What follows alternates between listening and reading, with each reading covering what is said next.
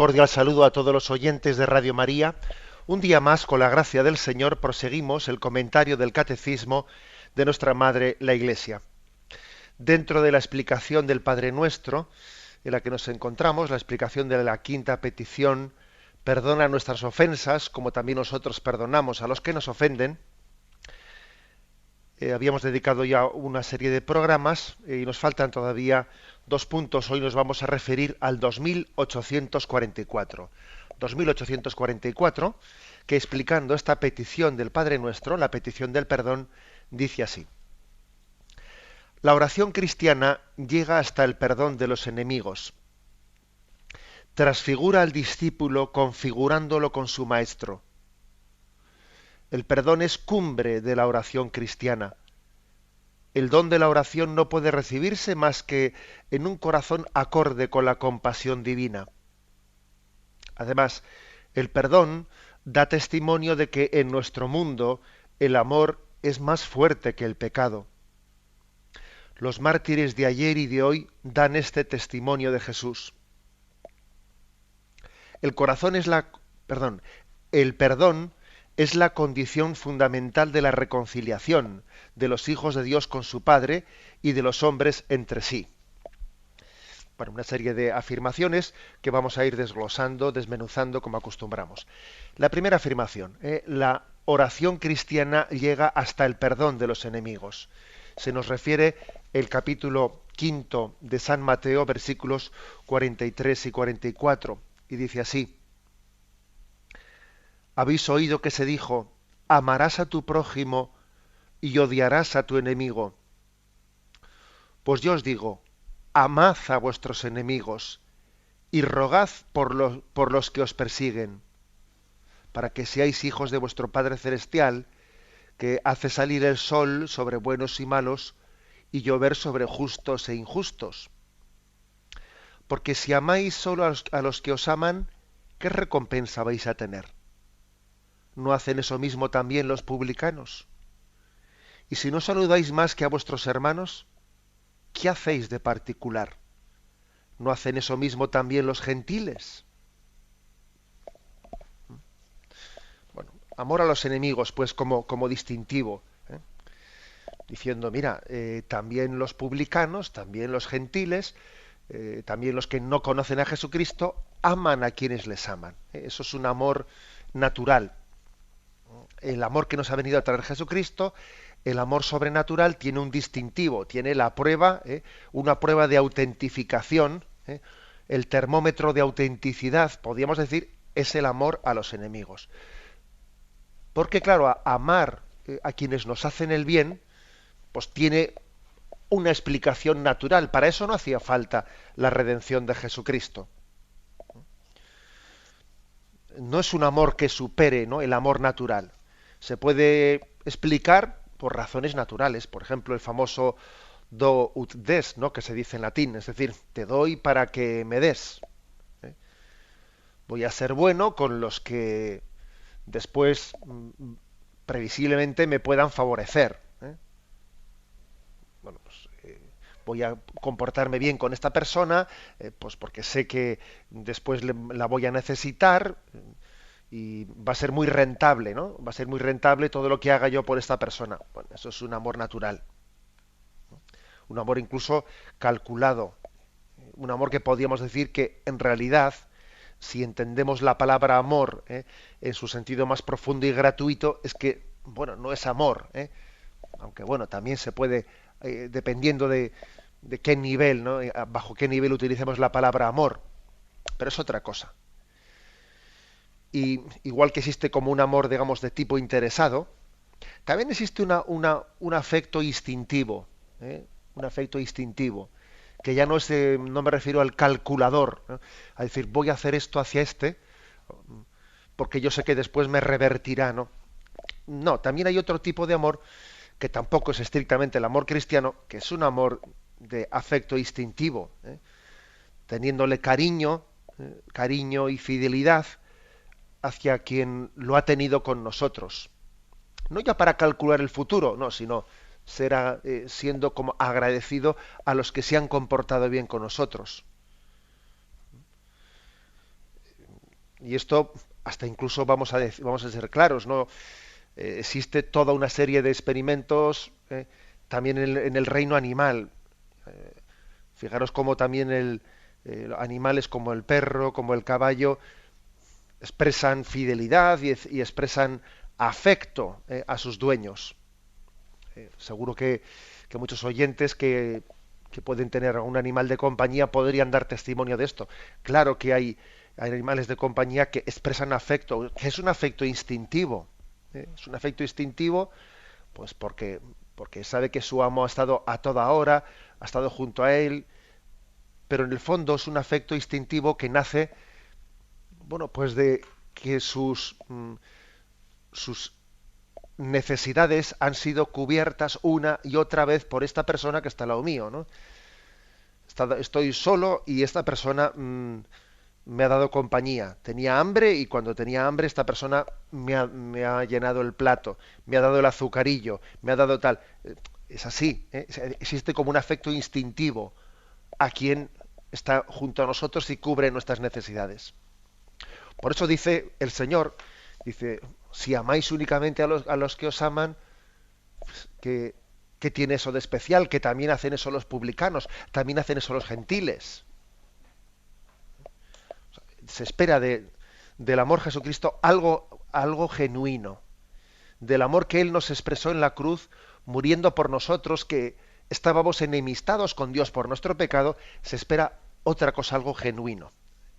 Por si fuese poco, todavía esta doctrina evangélica se enriquece más porque se nos remite a un punto anterior, que era el 2262, en el que se decía, en el Sermón de la Montaña, el Señor recuerda el precepto no matarás y añade el rechazo absoluto de la ira, del odio y de la venganza. Más aún, Cristo exige a sus discípulos presentar la otra mejilla, amar a los enemigos. Él mismo no se defendió y dijo a Pedro que guardase la espada en la vaina. Jesús, en la cumbre de su amor, renunció muchas veces a la autodefensa. Renunció a la autodefensa y predicó esa doctrina de poner la otra mejilla. No resistir al mal con el mal. No devolver con la misma moneda, sino vencer el mal a fuerza de bien. Esta es la doctrina del perdón de Jesucristo. Muchas veces me habéis oído decir en este programa que lo peor del mal no es que nos haga daño, ¿eh? O que nos haga sufrir. Lo peor del mal es que nos haga malos. Eso es lo peor del mal. Es decir, que a ti te haga, que el mal que sufres te haga malo y tú le devuelvas con la misma moneda. Con lo cual eso de lo que te quejas, en el fondo tú lo estás reproduciendo. Eso es lo peor que puede ocurrirnos. Una cosa es padecer las consecuencias del mal y otra cosa es que el mal te haga malo. Eso ya es ser vencido totalmente por el mal. Entonces sí que estás siendo vencido. Cuando respondes al mal con la misma moneda. Bien, esta es la doctrina evangélica. Un amor que supera el amor natural, que es el amor a los enemigos. Aquí por la palabra enemigos, pues hombre, como os podéis imaginar, no se refiere exclusivamente a una enemistad declarada, de dos que están en guerra, no, sino se refiere por la palabra amor al enemigo a un concepto más amplio. Amor al enemigo es amor a quien, de alguna manera, no naturalmente hablando, pues no me atrae, no siento una inclinación natural hacia él, no me resulta simpático, no tengo un afecto natural hacia él, es decir, tengo que amarle no meramente desde el afecto natural que no me sale, sino tengo que amarle en Cristo, en el amor sobrenatural que el Espíritu Santo me da. A eso se refiere la palabra enemigo en un concepto más amplio, más ancho, obviamente. Bien, sigue adelante este punto que estamos comentando y dice así: este perdón de los enemigos es tan importante en la vida cristiana que transfigura al discípulo configurándolo con su maestro. Fijaros si es fuerte esta expresión, ¿eh? El perdón a los enemigos, entendido en ese sentido amplio del que he dicho antes, la palabra enemigo, es decir, aquel que no me resulta eh, afectivamente cercano, etcétera, es tan importante que te configura, que te transforma en Jesucristo. Nosotros, si recordáis, cuando explicamos el tema de los sacramentos, allí hablamos de la configuración con Cristo. Y hablamos de que unos sacramentos que de una manera especial nos configuran a Cristo. Algunos de una manera ontológica, incluso, que son el bautismo, la confirmación y el sacerdocio, porque son los tres sacramentos que marcan carácter, es decir, que dejan un sello indeleble en nosotros, dejan marcado una configuración con Jesucristo. El bautismo, la confirmación y el sacerdocio son los tres sacramentos que dejan carácter, que dejan una huella, que por lo tanto se reciben una vez. Uno no se bautiza varias veces, uno no se confirma varias veces, ni se ordena sacerdotalmente varias veces. Porque una vez que ya lo ha recibido, el sello ya ha quedado marcado para siempre, está ontológicamente configurado con Cristo. Ahora bien, aquí se nos dice otra cosa, y es que, aparte de esta configuración ontológica, hay también una configuración, digamos, de orden existencial, de orden vital. ¿eh? Porque podría ocurrir también que tengamos un riesgo de dicotomía, es decir, de tener como una esquizofrenia interior, que por una parte, ¿no? Una esquizofrenia espiritual, quiero decir, que por una parte, ontológicamente, sí, estamos unidos a Cristo porque estamos bautizados, estamos confirmados, o incluso nos hemos ordenado con el orden sacerdotal, pero aunque en cuanto al ser sea así, sin embargo, el principio vital de nuestra vida, nuestro principio vital, no concuerda con lo que en el sacramento hemos sido marcados, ¿no? Sino que vitalmente hablando, no estamos unidos a Cristo. Y entonces aquí lo que dice el catecismo es saber de qué manera yo me configuro a Jesucristo, pero vitalmente. Bueno, pues esta es la enseñanza del catecismo. Amando a tus enemigos, amando a quienes no te atraen, amando a quienes no se lo merecen. Esa es la forma de estar unido a Cristo, pero no solo a nivel sacramental, ontológico, sino para que eso no sea teórico, para que eso sea vida, una vida palpable que se traduce en tus afectos, se traduce en tus obras. Hace falta que te adhieras, ¿no? que camines, que avances en esa enseñanza de Cristo del amor a los enemigos. Así la teoría será realidad y entonces verás como una unidad de vida, verás que eso que recibes en los sacramentos, eso que recibes en la palabra de Dios, lo verás traducido en las obras, lo verás práctico, lo verás verdad, lo verás experiencia de vida, ¿no? Y no una teoría que es bonita, pero que no concuerda con tu vida. Este es el gran consejo que nos ofrece la Iglesia. Configurarnos a Cristo, unirnos existencialmente a Él, asumiendo su llamada a amar a los enemigos. Tenemos Catecismo de la Iglesia Católica, con Monseñor José Ignacio Munilla. Continuamos en esta explicación del punto 2844. Dice así: el perdón es cumbre de la oración cristiana.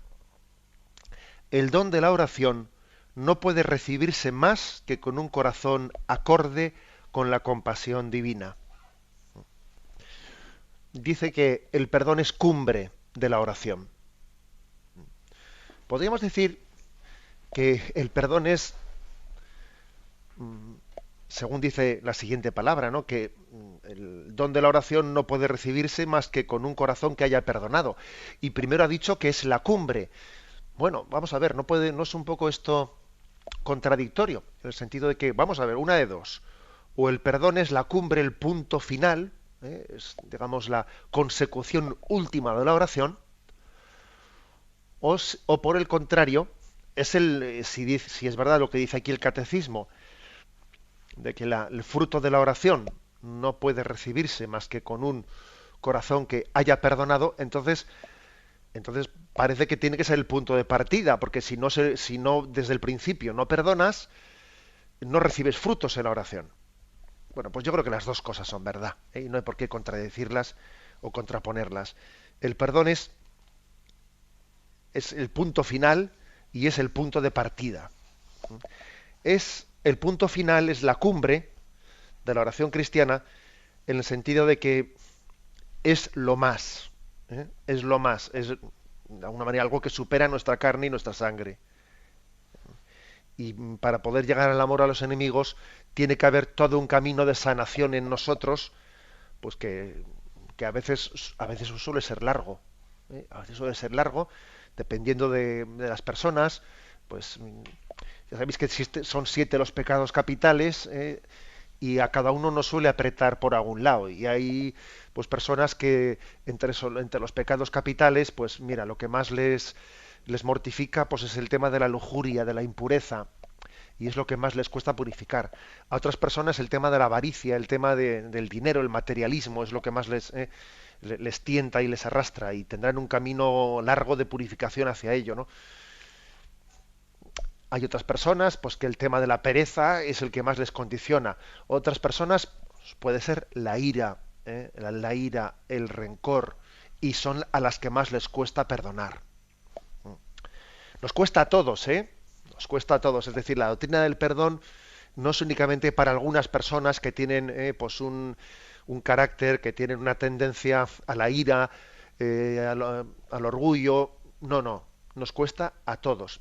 Pero es verdad que en ese proceso de sanación, pues posiblemente los que están más tentados por el pecado capital de la ira, del rencor, serán los que tengan que llevar un itinerario más largo, y los que van a tener que estar más vigilantes, vigilantes ante las tentaciones, ¿no? Del rencor, del odio, y muy posiblemente ellas sientan en su vida que el amar a los enemigos es como pues un ideal a conseguir, pero que lo ven siempre lejos, que todavía ven que no han llegado a alcanzarlo. Pero por otra parte decía que el amor a los enemigos no es únicamente el punto final, el punto de llegada, también es el punto de partida. Es el punto de partida porque cuando el Señor nos da la gracia de perdonar, aunque sean pequeñas dosis, aunque sea en pequeños actos de virtud en nuestra vida, aunque sea una persona que es rencorosa y le cuesta mucho perdonar, pero Dios le da la gracia de tener pequeñas victorias contra el rencor en su vida, ¿no? Cuando uno perdona es como si pusiese el cuentakilómetros a cero. Es poner el cuentakilómetros a cero. Es entonces empezar de verdad en la vida. Es entonces empezar de verdad a rezar. Es entonces empezar de verdad a escuchar el Evangelio. Es amar con frescura, es amar con corazón de niño, es dar un voto de confianza a la vida, poner el cuentakilómetros a cero. Eso es un punto de partida, si no difícilmente se avanza. Por lo tanto, digamos las dos cosas, que la oración es punto de llegada, pero es punto de perdón, la oración. El perdón a los enemigos, es punto de llegada, pero es también punto de partida. Y entonces, pues mira, el que tiene una especial dificultad en ese perdón, de amar a quien no le resulta atrayente, etcétera, y quien tiene esa tendencia tan fuerte y tan marcada a funcionar por filias y por fobias, a dividir el mundo entre los que me caen bien y me caen mal, y a tratar con diferencia a unos de los otros, etcétera. A quien tiene ese enemigo interior, que es un enemigo interior muy duro, que es un enemigo muy duro, y se tiene que tomar en serio, ¿no? Nos tenemos que tomar en serio, pues la purificación de esos afectos rencorosos, etcétera. Pues tiene que pedirle al Señor la gracia de decir: hoy por hoy, mañana por mañana, pero Señor, dame la gracia hoy de amar a mis enemigos en esta pequeña cosa, en la otra, y mañana en la otra, y mañana en la otra, poniendo el cuentakilómetros a cero cada día. Porque de alguna manera cuando no ponemos el cuentakilómetros a cero, lo que ocurre es que estamos cada día, ¿m? Este me hizo esta, este me hizo la otra, aquel con qué cara me miró cuando entré allí en la oficina y el otro no sé qué, y estamos siempre pasando factura de las cosas del pasado que nos impiden vivir la llamada de Dios en el presente. ¿eh?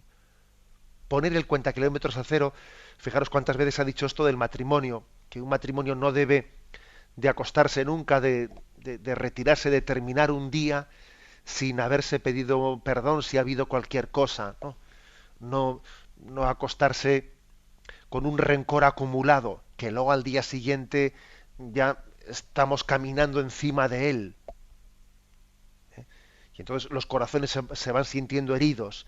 Y luego llega un momento en que el matrimonio dice, yo ya no amo como antes, no he perdido la ilusión primera. Y eso ha sido ni más ni menos que por no haber tenido capacidad de perdonar al enemigo. Ojo, y el enemigo también puede ser hasta dentro del matrimonio, el enemigo puede ser el esposo o la esposa de quien he sentido pues una ofensa y no he sido pronto a perdonar, a pedir perdón, etcétera, ¿no? Es que qué importante es esta doctrina. Y el enemigo también puede ser el hijo que ha tenido una actitud pues ofensiva y yo me he quedado herido por lo que ha hecho mi hijo, por lo que ha hecho el otro, por lo que ha hecho mi hermano.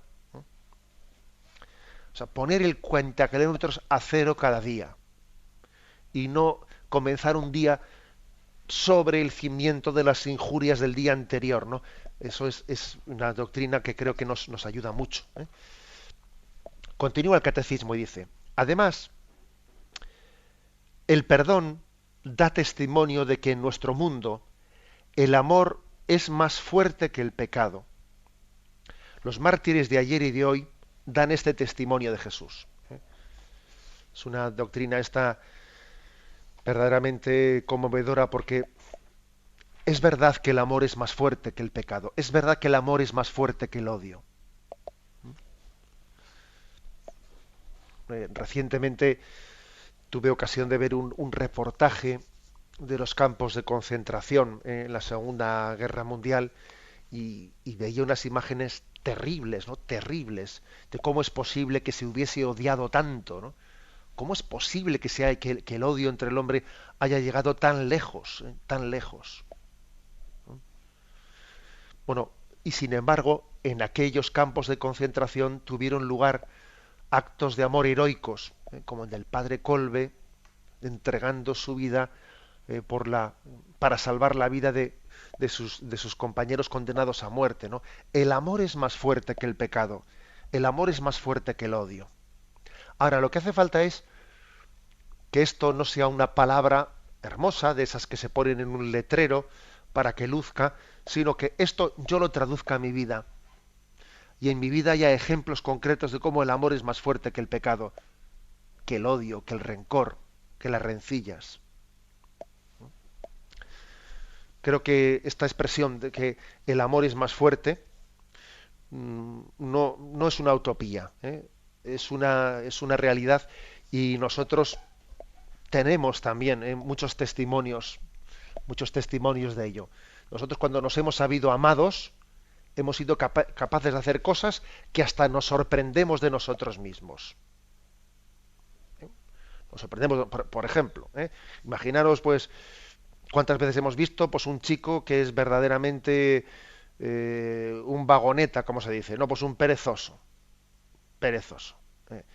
Y de repente, bueno, no hay quien le mueva, ni le motive a trabajar, ni le motive a estudiar, es un dejado, bueno, etcétera, etcétera. Y de repente se enamora de una chica, pero de verdad, ¿no? Se enamora de una chica que le cambia la vida y bueno, y de repente pues comienza a actuar de otra manera y la madre de ese chico dice, pero bueno, pero este ahora, ¿de dónde saca la energía para levantarse pronto e ir a la montaña con la otra? ¿Y de dónde saca la energía para trabajar con ilusión y para estudiar con ilusión, etcétera, etcétera, etcétera?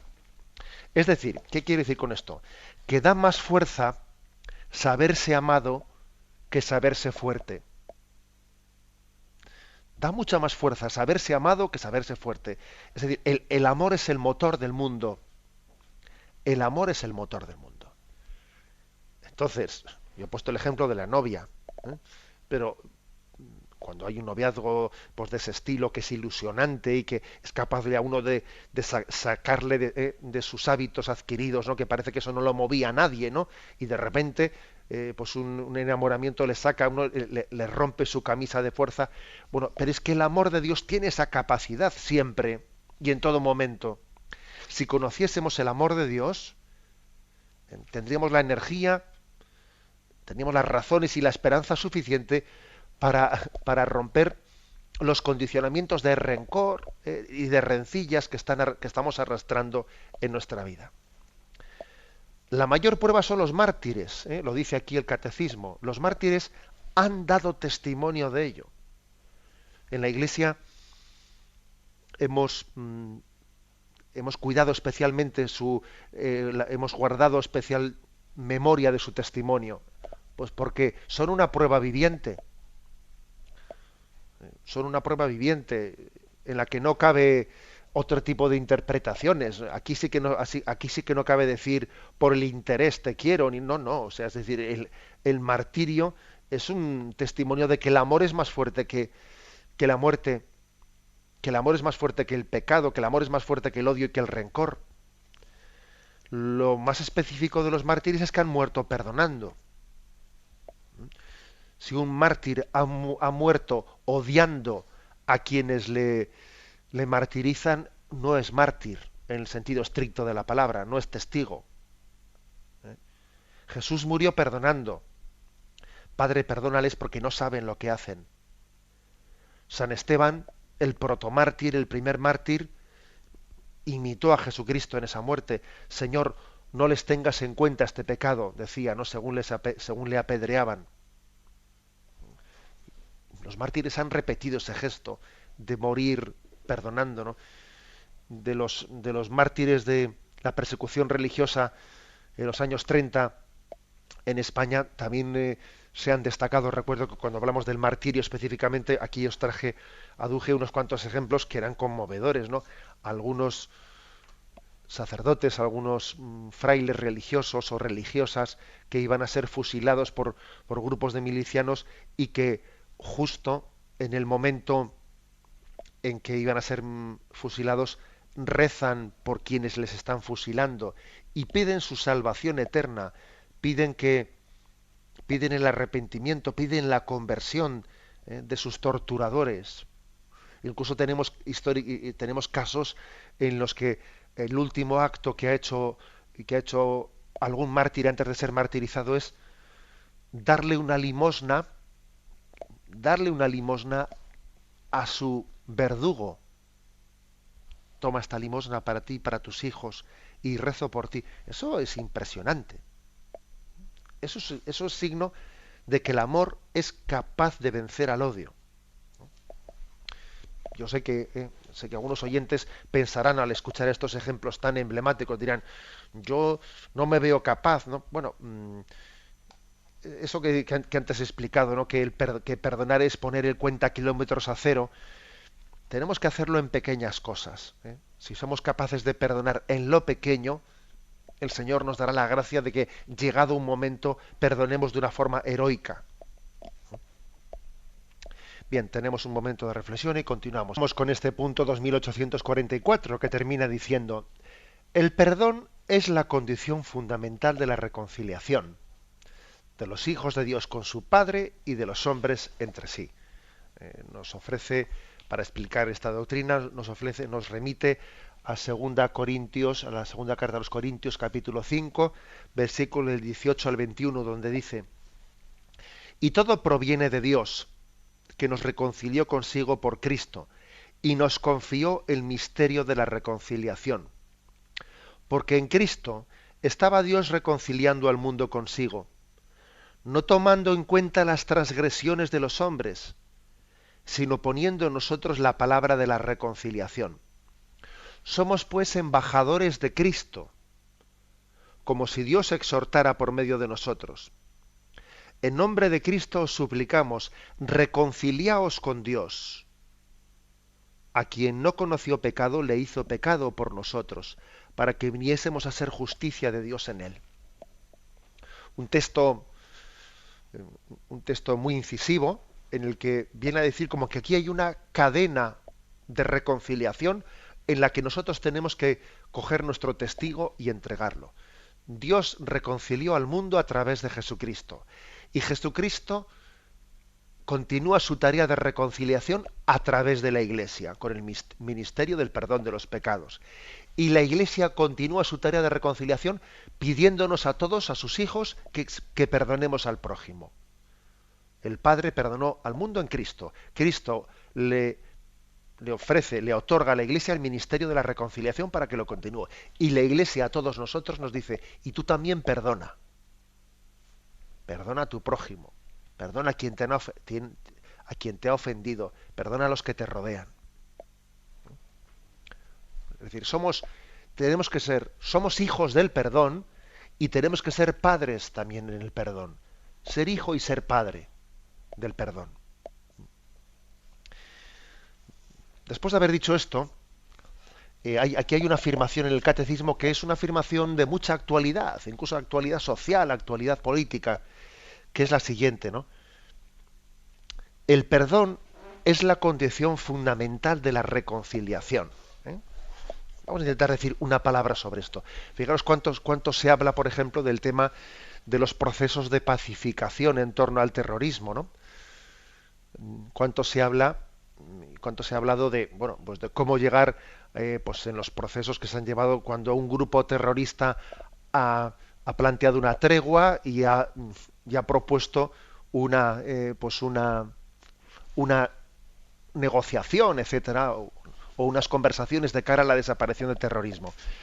Fijaros, pues aquí hay una doctrina que ilumina mucho este aspecto, que lo ilumina mucho. Es decir, es la verdadera reconciliación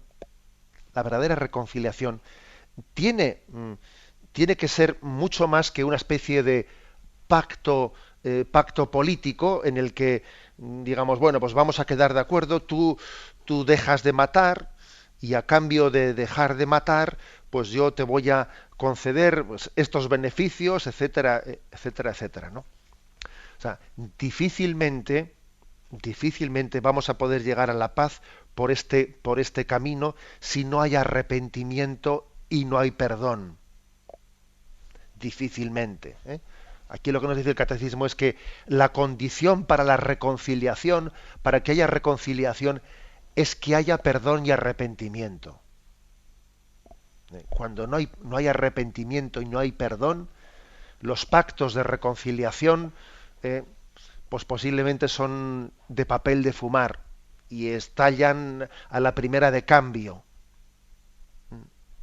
Son en el fondo una especie de pactos de intereses, ¿no? A ver, a mí me interesa que no me sigan matando. A ti, por otra parte, te interesa que te conceda esto. Venga, vamos a cambiarnos una cosa por la otra. Bueno, eso es un pacto de pacificación que tiene unas bases muy poco sólidas. Unas bases de un interés egoísta que fácilmente se van a fraccionar a la primera de cambio. La pacificación, la reconciliación tiene unas bases, ¿no? Y esas bases son el arrepentimiento y son el perdón. Bueno, y ahora un paso más. ¿Qué relación hay entre perdón y arrepentimiento? Porque, fijaros, ¿no? Por una parte, uno podría decir, a ver, yo para concederle el perdón a alguien, tiene que haberse arrepentido. Imaginaros, ¿no? Es decir, el perdón, si yo estoy esperando, yo sé que hay personas que dicen lo siguiente, ¿no? El perdón es gratuito. El perdón es gratuito, por lo tanto, yo tengo que ofrecer el perdón aunque alguien no se arrepienta. Porque el amor de Dios es gratuito y el perdón es gratuito. Eso es una verdad a medias. Y las mayores mentiras suelen ser las que se disfrazan en verdades a medias.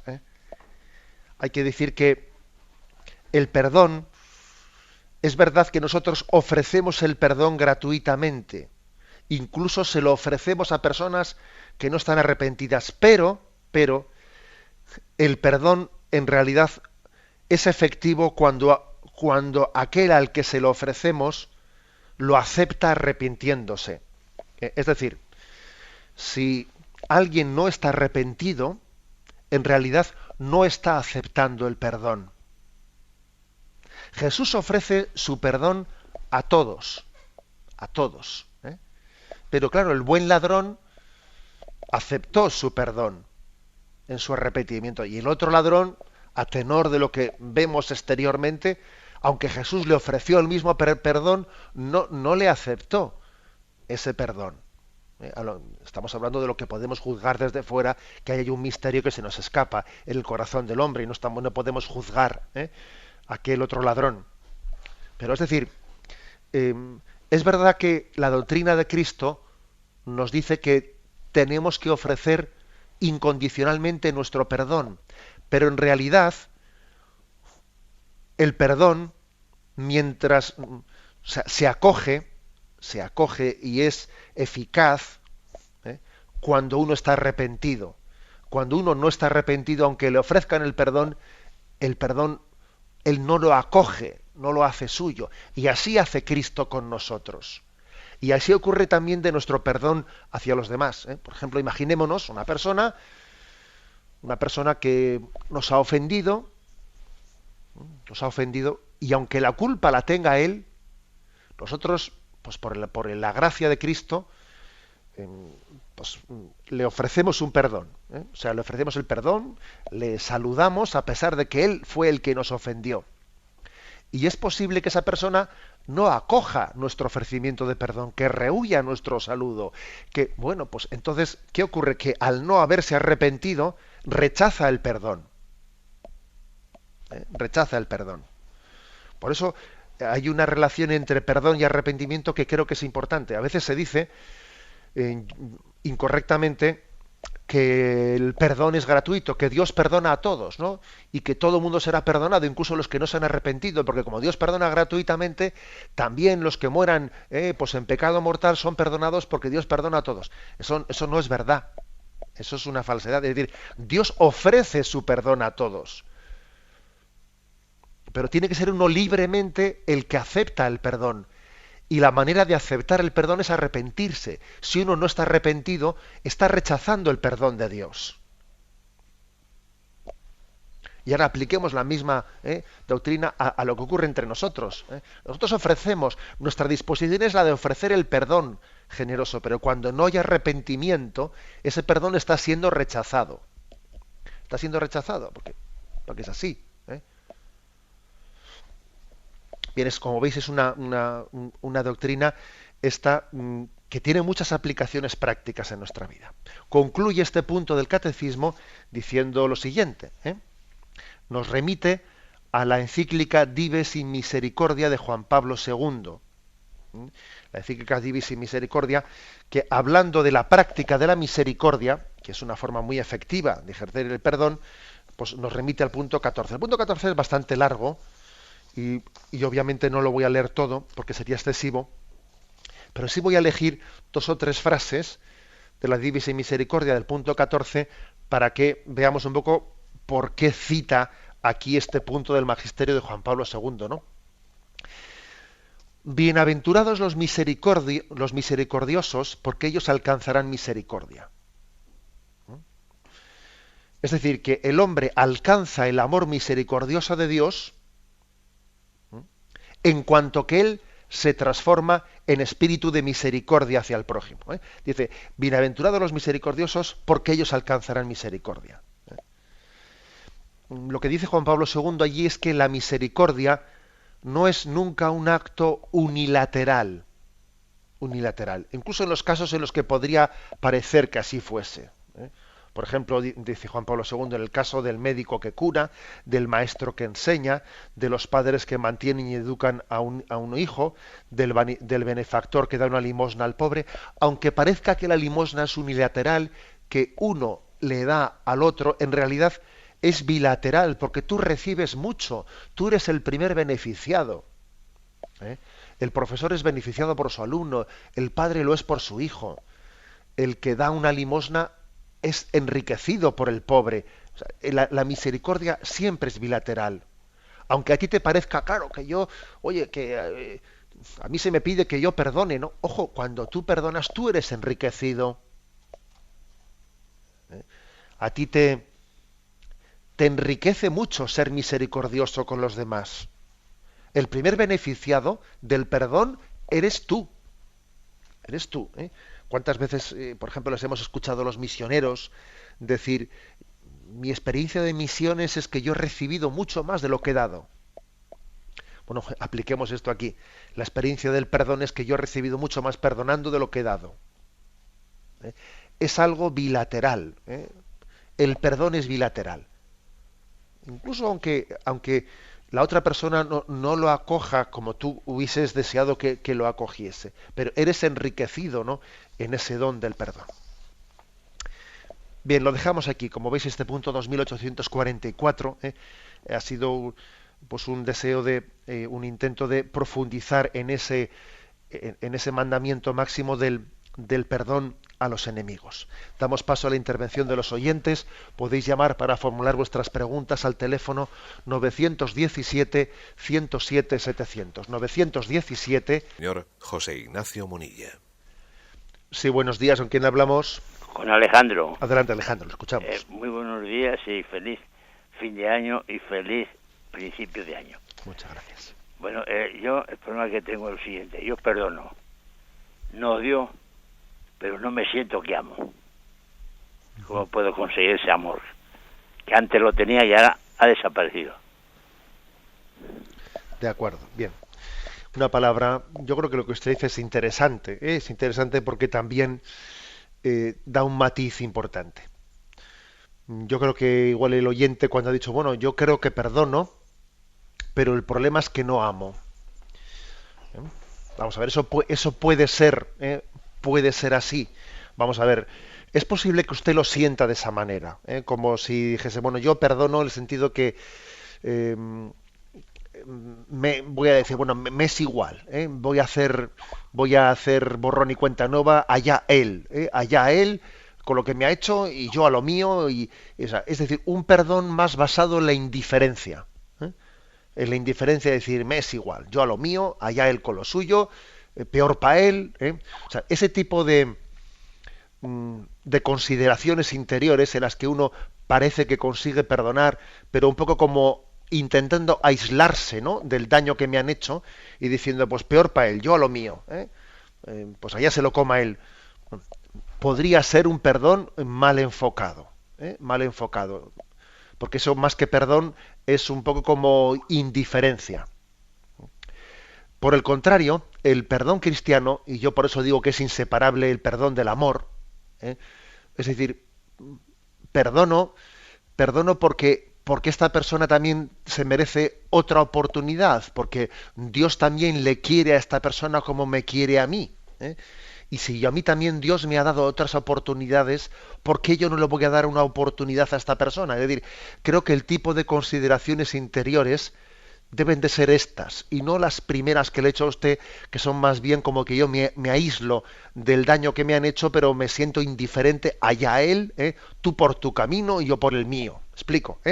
Creo que el tipo de pensamientos con los que usted tiene que sanar, ¿no?, esa contradicción que usted siente en su corazón, son estos. Es decir, esta persona que me ha hecho daño podrá rectificar en su vida, ¿no? Tendrá otra oportunidad de empezar de nuevo, como yo también he empezado de nuevo en tantas cosas. Dios le quiere como me quiere a mí. Creo que este tipo de consideraciones irán sanando esa contradicción que usted nos ha referido. Adelante, damos paso a un siguiente oyente. Buenos días. Buenos días, monseñor. Sí, adelante, le escuchamos. Soy Lourdes. Mire, sobre el perdón y el arrepentimiento, yo creo que es importante también para ser uno en el Padre. Como dijo el Señor, yo y el Padre somos uno.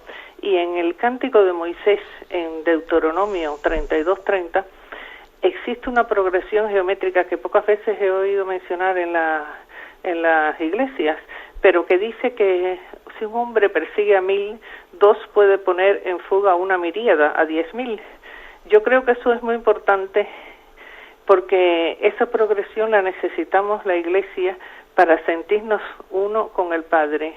es en el Cántico de Moisés, Deuteronomio 32:30. ¿Lo ha oído usted antes? Sí. Sí, ese es un texto hermoso que viene a enfatizar lo siguiente, es decir, la virtud compartida se multiplica, se multiplica. Yo creo que por eso precisamente la Iglesia propone el perdón de los mártires como punto de referencia para nosotros. Allí donde ha habido un santo, allí donde él ha sido testimonio de perdón para los demás, se multiplica, ¿no? Veamos, iba a decir, geométricamente se multiplica el perdón entre nosotros. Y además hay que decir que es muy difícil que alguien perdone si no tiene cerca suyo puntos de referencia. Si no tiene nadie que le haya enseñado a perdonar, si alguien ha crecido en un ambiente en el que todo es el error, perdón, todo es el rencor, etcétera, uno necesita puntos de referencia. El gran problema de nuestros días es la falta de puntos de referencia. Por eso la Iglesia recurre a los santos y nos insiste en que conozcamos sus vidas. Pero obviamente lo que haga el prójimo es estimulante para nosotros, para bien y para mal. Este es el tema, claro. Damos paso a una siguiente llamada. Buenos días. Buenos días, monseñor. Sí, adelante. Le llama Ana desde Cádiz. Vamos a ver, yo lo primero quería agradecerle sus charlas porque para mí me hacen muchísimo bien desde que las escucho.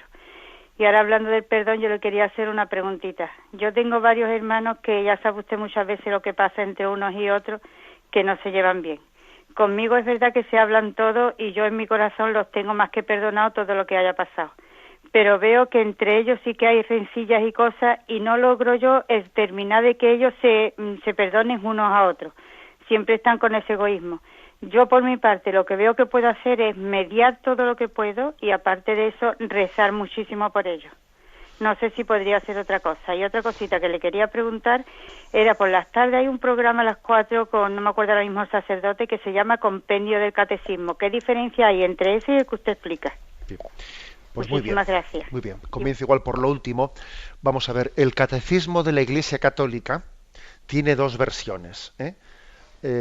La versión que es la que explicamos por la mañana, que es la versión mayor, que pues es, para entendernos, la primera que fue publicada ya por el año 1991 o 92, si no me equivoco, y luego, años más tarde, la Iglesia hizo una versión de compendio más resumida con preguntas y respuestas, que en vez de estar planteado pues todo el catecismo así de extenso y narrativamente formulado, se plantea con preguntas y respuestas. Es bastante más breve el compendio que esta versión mayor, que es la que nosotros explicamos por la mañana. Pues esa versión del compendio, aparte de estar puesto en preguntas y respuestas en ese formato, pues igual puede tener un cuarto de extensión o poco más, o un tercio de extensión que la que tiene el catecismo mayor. Si ustedes me preguntasen, bueno, ¿cuál de las dos me aconsejarían? Hombre, vamos a ver, pues quizás el catecismo, hombre, para poder seguir el programa de la mañana, claro, siempre conviene tener el mismo catecismo que explicamos aquí para poder ir siguiéndolo punto por punto. Pero cuando no se trate de seguir la explicación del catecismo, sino que uno en su casa pueda consultar, pues igual yo más aconsejo el compendio, que está con preguntas y respuestas y puede ser más sencillo de entender. Aquellos que tienen más facilidad para la lectura o que se han acercado algo a la teología, etcétera, sin embargo les aconsejo el mayor. El mayor. Pero los dos obviamente tienen la misma doctrina, solo que en el compendio se ha hecho un esfuerzo de resumen y poniéndolo en preguntas y respuestas. Ese es en Radio María, de 4 o 5 de la tarde, el padre Marqués explica ese formato, y por la mañana un servidor este otro. Bien, pero yendo a la pregunta que ha hecho el oyente. Vamos a ver, yo creo que ser instrumento de perdón en medio de una familia, en medio de unas amistades, etcétera, pues es un don muy especial, para el cual también hay que pedir la gracia. Señor, hazme instrumento de reconciliación. ser instrumento de reconciliación requiere, pues, algunas cosas. Primero, la discreción, no ir contándole a unos cosas de los otros y ir contándole a los otros cosas de los unos, que uno se da cuenta que eso es una manera de sembrar rencillas. Es decir, usted evidentemente mentir no debe mentir, pero igual también, para intentar ser instrumento de perdón, dice, no voy a ir pasando chismes de unos a otros, que pasar chismes a veces es sembrar discordia. O también creo que al mismo tiempo ser instrumento de perdón es pasar noticias positivas de unos a otros, ¿no? Pasar noticias positivas, contar cosas buenas, que muchas veces eso no lo hacemos. O sea, ser testigos de todo lo bueno que tiene la gente. Eso creo que es verdad. También quizás ser testigos de las reconciliaciones, cuando usted ve, pues, que un hermano habla mal del otro, pues también rectificarle, ¿no? Tener una corrección fraterna, y nunca mejor dicho fraterna, hecha en privado, y diciéndole, mira, no hablemos mal entre los hermanos, nuestros padres no les gustaría tal cosa, ¿no? Ser instrumentos del perdón también requiere a veces, ¿no?, hacer ese tipo de correcciones entre nosotros. El no hablar mal, no solo no hablar mal, sino el no permitir que se hable mal delante de nosotros, con caridad, con cariño, pero diciendo, lo que nosotros hemos recibido de nuestros padres es otra cosa. Dios esperaría de nosotros, nuestros padres esperarían de nosotros que nos quisiésemos, que nos amásemos y que nos ayudásemos mutuamente. Bien, aprovecho este último minuto, pues, para felicitar a todos los oyentes en este nuevo año que hoy vamos a comenzar, dándole gracias a Dios por el año que hemos terminado, por la siembra de la palabra de Dios que hemos hecho en Radio María. Os felicito a todos el nuevo año que comienza, que sea un santo año nuevo, año de gracia, año en el que nos acerquemos más a Dios, año en el que respondamos más a la llamada de Dios en nuestra vida. Quiero que mi bendición pues sea para todas vuestras familias, deseando la unión en el seno de las familias, la unión en el seno de la sociedad y en el seno de la Iglesia. La bendición de Dios Todopoderoso, Padre, Hijo y Espíritu Santo, descienda sobre vosotros. Alabado sea Jesucristo.